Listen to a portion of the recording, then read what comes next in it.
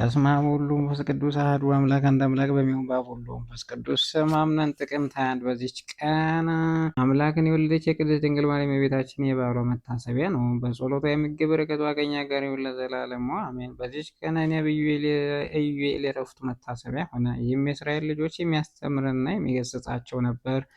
ስለ ክርስቶስ በኢየሩሳሌም መኖርና ማስተማር ትንቢት ተናገረ። ደግሞ ስለ መከራው ሐዋርያትና በ72ቱ አርድእት በ36ቱ ቅዱሳን አንስት ላይ መንፈስ ቅዱስ መውረድ እንዲህ ሲል ተናገረ። ከዚያ በኋላ በሥጋዊ በደማዊ ሰው ሁሉ ከመንፈሴን አሳድርበታለሁ። ሴቶች ልጆች፣ ወንዶች ልጆች ትንቢት ይናገራሉ። አለቆቻቸው ሕልምን ያልማሉ። ጎልማሶቻችሁም ራእይን ያያሉ። ሁለተኛም እንዲህ አለ። ያን ጊዜ ከተራራማው ማር ከኮረብታውም ወተት ይፈሳል።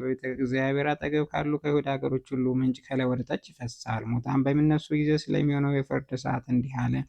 ፀሐይና ጨረቃ ይጨልማል፣ ከዋክብት ብርሃናቸውን ይጠፋሉ። የትንቢቱም ወራት አድርሶ እግዚአብሔርን አገልግሎ በሰላም አረፈ። ለእግዚአብሔር ምስጋና ይሁን፣ እኛንም በነቢዩ ጸሎት ይማረን፣ በረከቱ ከእኛ ጋር ትኑር ለዘላለሙ አሜን።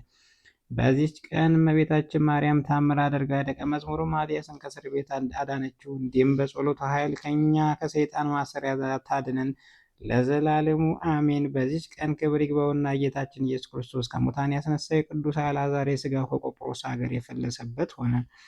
ከክርስቲያን ነገሥታት አንዱ ሥጋውን በቆጵሮስ ሀገር እንዳለስ በሰማ ጊዜ ከቆጵሮስ ደሴት ወደ ቁስጥንጥንያ ያፈለሰው። ሊያፈልሱትም በወደዱ ጊዜ በከበረ የድንጋይ ሳጥን ውስጥ ሆኖ በምድር ውስጥ ተቀብሮ አገኙት። በላዩም እንዲህ የሚል ጽሑፍ ነበረ። ይህ በመቃብር ውስጥ 4 ቀን ከኖረ በኋላ ከሙታን ለይቶ ላስነሳው ክብር ይግባውና ጌታ ኢየሱስ ክርስቶስ ወዳጁ የሆነ የቅዱስ አልዓዛር ሥጋ ነው። ይህንም ባዩ ጊዜ ደስ ተሰኙበት። ተሸክመው ወደ ቁስጥንጥንያ ሀገር ወሰዱት። ካህናት ሁሉ ወጥተው በታላቅ ክብር በመዘመር በማመስገን ተቀበሉት። በአማረ ቦታም አኖሩት። በዚህ ቀንም በዓል አደረጉ። ለእግዚአብሔር ምስጋና ይሁን፣ እኛንም በጸሎት ይማረን ለዘላለሙ አሜን።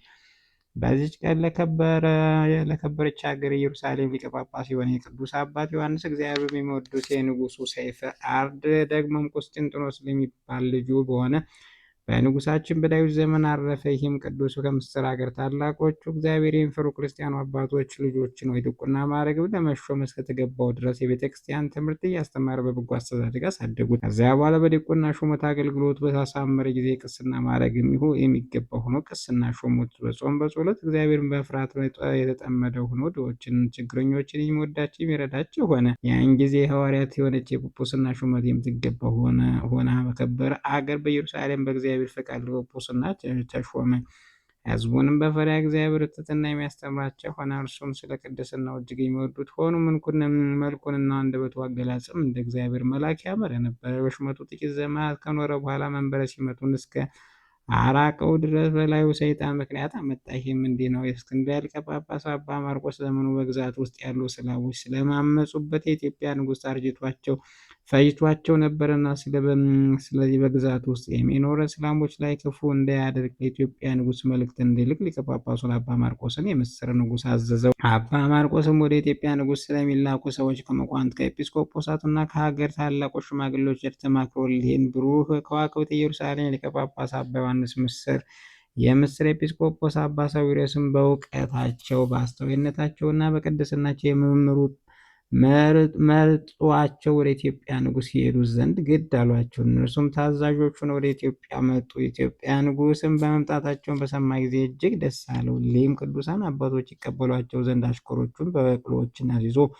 ላከ። በመጡ ጊዜ በታላቅ ደስታ ሰላምታ አቀረቡላቸው። ከእርሳቸው ቡራኬን ተቀበለ። ታላቅ ክብርም አከበራቸው። እነርሱም የሊቀ ጳጳስ አባ ማርቆስን ደብዳቤ ሰጡት። እርሱም ተቀብሎ አንብቦ ሊቀ ጳጳሳቱን ቃላት አዛዥ መሆኑን ገለጸላቸው። ከዚያ በኋላ ወደ ሀገራቸው ስብከታቸው ወደ ሕዝባቸው መመለስ ባሰቡ ጊዜ ስለ ቅድስናቸው፣ ስለ ትምህርታቸው፣ ጣም ስለመውደዳቸው የከበረ ንጉሥ መመለስን ከለከላቸው። በእነርሱ ዘንድ እነርሱ እንደ እግዚአብሔር መላእክት ሆነዋልና ፊታቸው እንደ ፀሐይ ያበራል። ከጥቂት ወራት በኋላ ከዚህ ዓለም ድካም ሊያሳርፈው እግዚአብሔር ወደደ ጊዜ በላዩ ደዌ ላከበት። በዚያም ደዌ በሰላም አረፈ። ለእግዚአብሔር ምስጋና ይሁን፣ እኛንም በቅዱሳን አባቶች ጸሎት ይማረን፣ በረከታቸው ከእኛ ጋር ትኑር ለዘላለሙ አሜን።